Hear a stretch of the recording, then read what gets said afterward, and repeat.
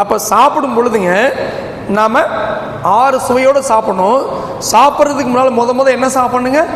இனிப்பு சாப்பிடணும். நான் வெள்ளை சக்கரை சேர்ந்த இனிப்பு மட்டும்தான் வேண்டான்னு சொல்லியிருக்கிறேங்க. வேறு எந்த இனிப்புமே நான் சொல்லலைங்க. எல்லா இனிப்பும் சாப்பிடுங்க. சாப்பிடும்போது நீங்கள் ஆரம்பிக்கும் போது சாப்பிட்டுட்டீங்க அப்படின்னா இறைப்பை வேலை செய்ய ஆரம்பிச்சிடும். சாப்பிடவே செரிமானமாயிருங்க. ஒரு சுவைக்கு 2 உறுப்புன்னு சொன்னோம். அப்போ நம்ம இந்தியன் ஃபுட்டில் எப்பயுமே நம்ம 6 சுவை சேர்த்துக்கணும். ஒவ்வொரு சுவைக்கு 2 உறுப்பு அப்படின்னா ஒரு சுவை சில பேர் சாப்பிடவே இல்லை அப்படின்னா அந்த உறுப்பு எப்படிங்க இயங்கும்? சக்கரை நோய் வந்தால் இனிப்பு சாப்பிடாத, சரி. முழங்கால் மூட்டு வழியா புளிப்பு சாப்பிடாத, சரி. காரம் சாப்பிட்டா லிவர் காலியாயிரும், சரி. உப்பு சாப்பிடாத ப்ரெஷர் வந்துடும். எனக்கு இருக்கிறதே 6 சுவை தாங்க. 4 சுவையை இவங்களே சாப்பிட வேண்டான்ட்டாங்க. மீதி இருக்கிறது இதை நம்ம சாப்பிட்றதே இல்லை. அதனால் இந்த 4 சுவையை நம்ம சாப்பிட்டுட்டு இருக்கிறோம். இன்னொன்று சொல்லியிருக்கிறாங்க, மண்ணுக்கு கீழே விளையிறதெல்லாம் சாப்பிடாதீங்க. இன்னும் கொஞ்ச நாள் கழிச்சு சொல்லுவாங்க, மண்ணுக்கு மேலே விளையும் சாப்பிடாதீங்க. எதை திங்கிறதுங்க? தப்பா எடுத்துக்க. சாப்பிட தெரியலைங்க. நமக்கு உணவுகளை எப்படிங்கிறது சாப்பிட தெரியலைங்க.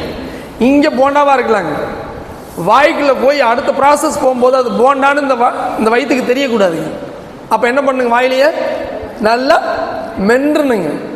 அது பரோட்டாவா போண்டாவான்னு தெரியவே கூடாதுங்க. இது கீழே போகும்போது இங்கேயே எல்லாம் முடிச்சிடணுங்க. முக்கால்வாசி செரிமானத்தை உதட்ட மூடி சாப்பிட்டா, நல்லா மென்று சாப்பிட்டா அது என்னன்னே தெரியாதுங்க. அது ஆற்றலாக மாற்றிடுங்க.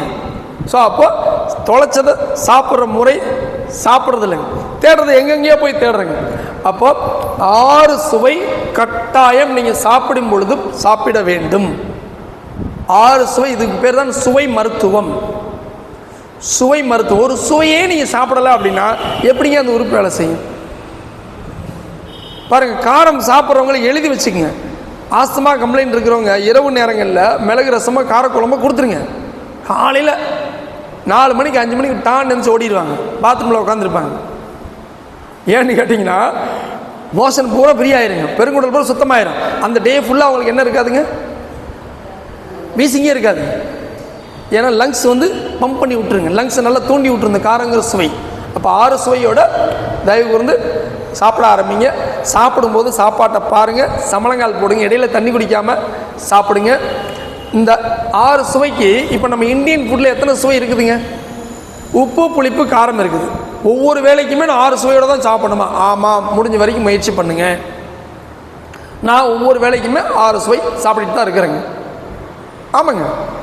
இந்த இப்போ போய் கடையில் போய் சாப்பிட்டு ஒரு எள்ளு மிட்டாய் கையில் வச்சுருந்தோம். நாங்கள் 2 பேர் ஒரு எள்ளு மிட்டாய் சாப்பிட்டு வந்துட்டோங்க. ஆமாங்க, 6 சுவைங்க. இந்தியன் ஃபுட்டில் எத்தனை சுவை இருக்குதுங்க? 3 சுவை இருக்குது.